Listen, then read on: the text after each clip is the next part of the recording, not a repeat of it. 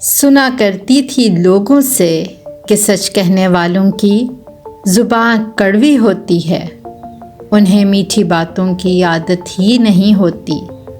दुनिया के रवैयों ने उनके मीठे लहजे में भरे नफ़रतों के एहसास ने जब जब मेरा दिल दुखाया तो जो दिल में था मेरे सब उन्हीं से मैंने कह डाला।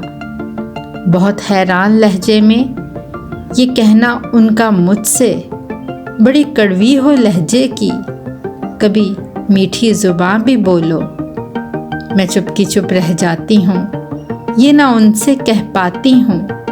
सच्चाई ज़ुबान की कड़वाहट का ख़ासा है, जिनके लहजे ज़ुबान की कड़वाहट लिए सच बोलते हों, वो दिल के सच्चे होते हैं, खरे अनमोल होते हैं।